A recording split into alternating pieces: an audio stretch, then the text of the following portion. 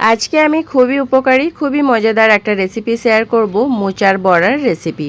তো মসুর ডাল দিয়ে মোচার বড়ার রেসিপি আজকে শেয়ার করব। আশা করছি আপনাদের অনেক ভালো লাগবে। তো মোচাতে অনেক গুণাগুণ রয়েছে। মোচাতে অনেক আয়রন থাকার কারণে আমাদের রক্তের হিমোগ্লোবিন বাড়াতেও সাহায্য করে, আমাদের ত্বক ভালো রাখতে সাহায্য করে, আরও অনেক গুণাগুণ রয়েছে। তার জন্য আমাদের মোচাটা বেশি বেশি করে খাওয়া উচিত। আর এই যে এবার আমি বেছে নেব এই যে শক্ত ডান্ডিটা আর ওই খোসাটা, দুটোই ফেলে দিতে হবে, কেননা এটা হজমের প্রবলেম হয়। এবার আমি মোচাটা ভালো করে বেছে কুচি করে কেটে রেডি করে রেখে দেব। আর এদিকে আমি মসুর ডাল ভিজিয়ে রেখেছিলাম প্রায় 4 ঘন্টা মতো। এবার পুরোপুরি রেডি হয়ে গেছে, আমি মসুর ডালটাও বেটে রেডি করে রাখবো। মোচাটা কাটা হয়ে গেছে, আমি ঠিক এইরকম কুচি কুচি করে কেটে রেখেছি। মসুর ডালের তারপরে মোচার এটা পরিমাণটা কোনো ফিক্স নেই, এটা আপনারা কম বেশি দিতে পারেন। মসুর ডালও একটু বেশি হয়ে গেলেও কোনো প্রবলেম নেই, একটু কম হলেও প্রবলেম নেই। তো এবার আমি একটা বাটিতে পেঁয়াজ নিয়ে নিয়েছি, তারপরে দিয়ে দিলাম কুচি করে রাখা মোচাটা। তো মোচা অনেকেই জলটা ভাপিয়ে ফেলে দেয়, আমার মনে হয় জলটা ফেলে দিলে পুষ্টিগুণটা কমে যায়। এই রকম কাঁচা মোচা মেখে বানালে কিন্তু দারুণ লাগে খেতে, আর পুষ্টিগুণটাও রয়ে যায়। তো এখানে আমি পরিমাণ মতো দিয়ে দিলাম লবণ,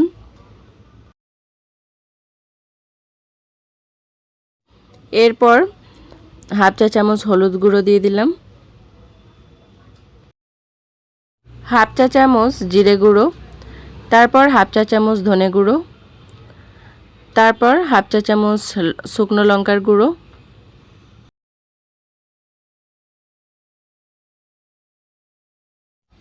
এবার দিয়ে দেব বেটে রাখা আদা রসুনের পেস্ট। আদা রসুনের পেস্টটা আর একটু দিয়ে দেব, কেননা এই বড়াতে আদা রসুনের পেস্টটা একটু বেশি করে দিলে খেতে ভালো হয়। আর এটা এবার খুব ভালোভাবে মাখিয়ে নিতে হবে।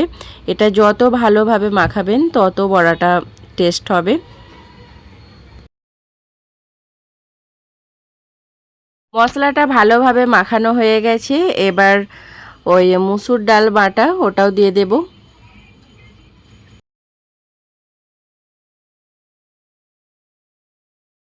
মসুর ডালটা দেওয়ার পর আর একটু ভালোভাবে মাখিয়ে নিতে হবে সব কিছু মশলার সাথে।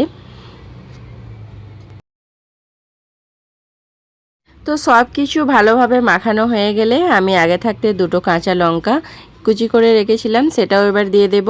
আর এটা বড় বড় করে কেটেছি, এটা বাচ্চারা খেলে এটা দেখে ফেলা যাবে, না হলে ছোট ছোট করে কাটলে বোঝা যায় না। তো এবার আমি কড়াই বসিয়ে দিয়েছি, কড়াইয়ে তেল দিয়ে দিলাম। আর এটা ছাঁকা তেলে ভাজার কোনো দরকার নেই, এটা অল্প অল্প করে তেল দিয়ে ভাজলেই এটা বেশ ভালো হয়। এবার আমি বড়ার শেপ বানিয়ে আমি তেলে দিয়ে দিলাম।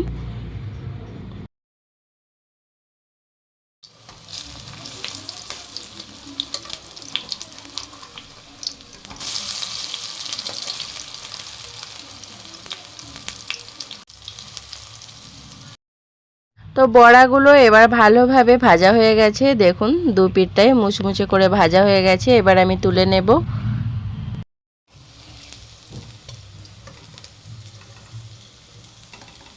মোচার বড়াটা ভাজার সময় একটা জিনিস খেয়াল রাখতে হবে, ওই তেলটা কম করে দিতে হবে আর গ্যাসের ফ্লেমটা স্লো রাখতে হবে। চুলার আঁচটা কমিয়ে বেশ এটা ভাজলে একটু মুচমুচে হয়, আর গ্যাসের ফ্লেমটা বাড়িয়ে ভাজলে মানে ভেতরে কাঁচা রয়ে যায়। তো দেখুন কতটা সুন্দর দেখতে হয়েছে। আমি এবার সার্ভ করে নিয়েছি। আপনারাও এইভাবে বানিয়ে ফেলুন, এটা খেতে দুর্দান্ত হয়। আর মোচার মধ্যে অনেক গুণাগুণ রয়েছে, আমাদের মোচা বেশি বেশি করে খাওয়া দরকার।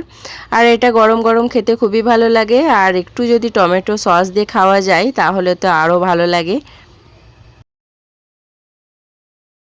মোচার বড়ার রেসিপিটা আপনাদের কেমন লেগেছে জানাবেন, ভালো লাগলে একটা লাইক করে দেবেন আর চ্যানেলটা সাবস্ক্রাইব করবেন, পাশে বেল আইকনটি প্রেস করবেন যাতে ভিডিও দিলেই সবার আগে আপনার কাছে নোটিফিকেশন পৌঁছে যায়। আর আপনার ফ্যামিলি কিংবা ফ্রেন্ডদের সাথে ভিডিওটা শেয়ার করতে পারেন, আপনাদের একটা শেয়ার কিন্তু আমার অনেক উপকারে লাগবে। সবাই ভালো থাকবেন, সুস্থ থাকবেন, আনন্দের সাথে থাকবেন।